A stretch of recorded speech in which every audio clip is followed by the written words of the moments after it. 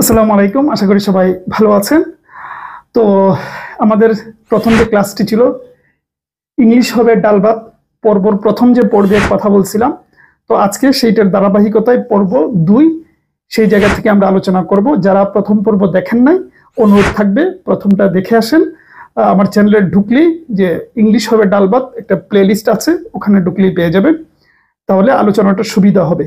ঠিক আছে, তো আমরা এইভাবে ধারাবাহিকভাবে নিয়মিত ভিডিও দেওয়ার চেষ্টা করব। আশা করি আপনাদের বেসিক অনেক অনেক বেশি ডেভেলপ হবে। আমি বিশ্বাস করি যদি মন দিয়ে পড়াশোনা করেন বা একটু সময় দেন।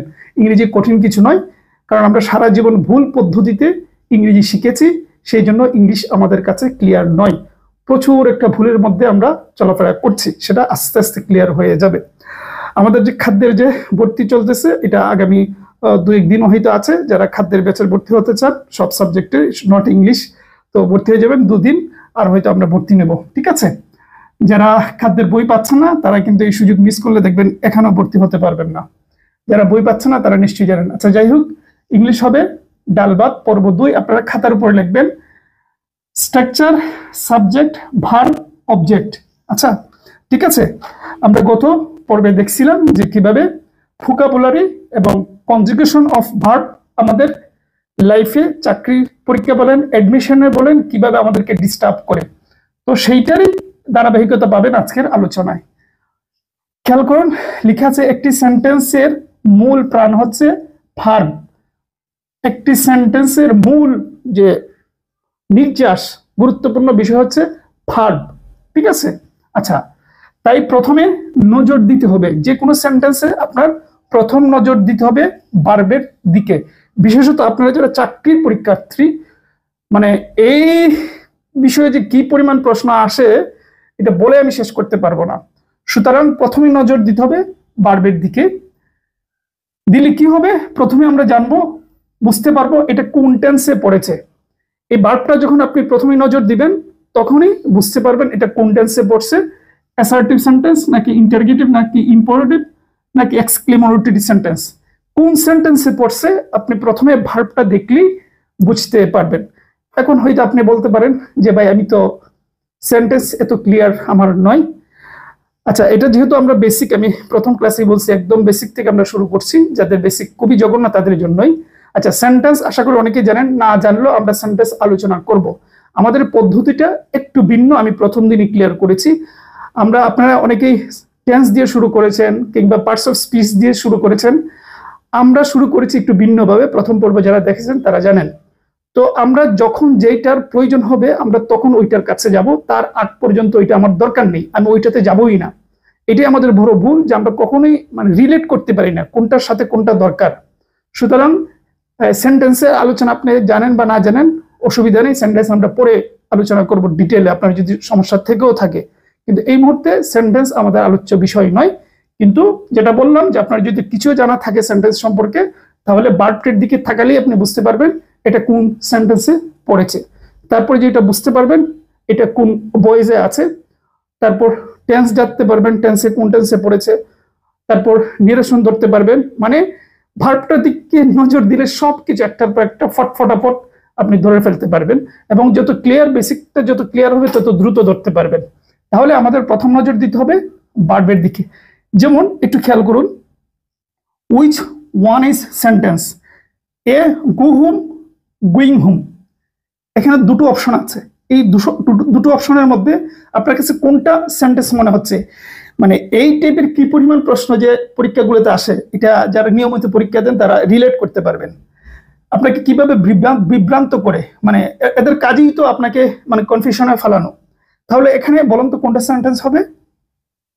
সেন্টেন্স হবে এইটা, গো হোম, গোয়িং হোম হবে না, কিন্তু দেখতে দুটোই কাছাকাছি। গো কিন্তু একটা ভার্ব, কিন্তু গোয়িং এটা ভার্ব নয়, কিন্তু ভার্বের মতো। ভার্ব নয়, ভার্বের মতো। এই মতো যে তার একটা নাম কিন্তু আছে, বারবার বলে এটাকে। যেমন গো হচ্ছে ভার্ব, গোয়িং হচ্ছে বারবাল, BERBAL, বারবাল। ঠিক আছে, ভার্ব কি গুলা? গো, সি, লুক, এগুলো আমরা জানি, এগুলা হচ্ছে ভার্ব। ঠিক আছে, আর বারবার হচ্ছে এই যে গোয়িং, লুকিং, এগুলোকে বারবাল বলে। এগুলো দেখতে বার্বের মতন কিন্তু বার্ব নয়, এগুলোর আলাদা একটা নামও আছে, কাজও আছে। তো এই মুহূর্তে এটা আমার আলোচ্য বিষয় নয়, সামনে আমরা এটা নিয়ে কথা বলবো। যেটা দরকার না সেটা একটা বাড়তি ওয়ার্ডও আমি আপনাদেরকে বলে মাথা ভারী করব না। সুতরাং আপাতত জেনে রাখেন এটা বারবার বলে যেটা দেখতে বার্বের মতো কিন্তু ভার্ব নয়। তাহলে এখানে গু একটা ভার্ব কিন্তু এটা ভার্ব নয়, তাহলে সেন্টেন্স কোনটা সঠিক উত্তর হবে? গু হোম। এই জন্য আমার প্রথম নজর থাকতে হবে ভার্বের দিকে, যে এটা ভার্ব নাকি অন্য কিছু। সুতরাং আমরা এখানে প্রথমেই ভার্ব পেয়েছি, সুতরাং দুটোর মধ্যে সঠিক হচ্ছে এইটা। আচ্ছা, এবার আসেন দেখেন, সাধারণত সাধারণত বার্ব বাম পাশে, বার্বের বাম পাশে সাবজেক্ট থাকে, ডান পাশে অবজেক্ট থাকে। সাধারণত বার্বটা থাকে মধ্যে, বাম পাশে সাবজেক্ট আর ডান পাশে অবজেক্ট। যেমন এইটা হচ্ছে বার্ব, ধরুন ফর এক্সাম্পল এটা বার্ব, এদিকে আছে সাবজেক্ট, এদিকে আছে অবজেক্ট।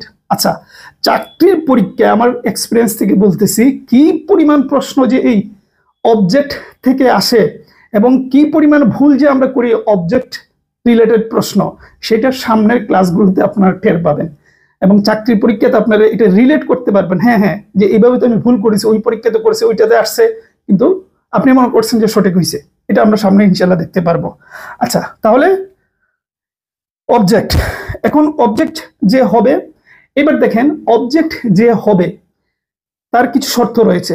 প্রথমত অবজেক্টটা যে হবে সে নাউন হতে হবে, অথবা প্রনাউন হতে হবে, অথবা যদি বার্ব হয় সেটার সাথে আইএনজি যোগ হতে হবে, যেরকম এইরকম। ঠিক আছে, এটার আমি আগেই বলছি এটা একটা নাম আছে, কাজও আছে, সেটা অন্য বিষয়।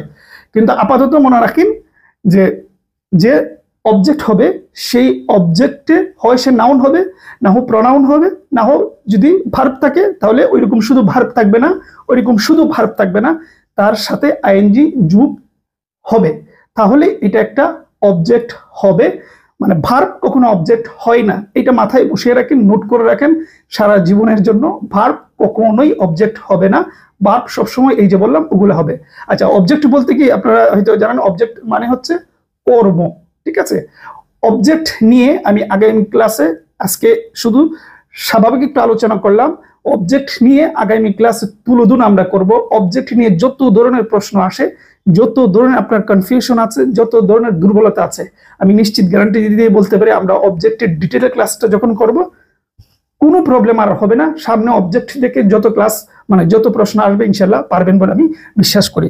তাহলে আমরা যেটা বলতে চাচ্ছিলাম যে অবজেক্ট এটা খুবই ইম্পর্টেন্ট, মানে এত ইম্পর্টেন্ট এটার কারণে আপনি অনেক ভুল করেন, যে অবজেক্ট হতে হবে হয় নাউন, না হোক প্রনাউন, না হোক আইএনজি যুক্ত হতে হবে। ঠিক আছে, আচ্ছা এই হলো যেটা বলছিলাম, না হয় আইএনজি থাকবে।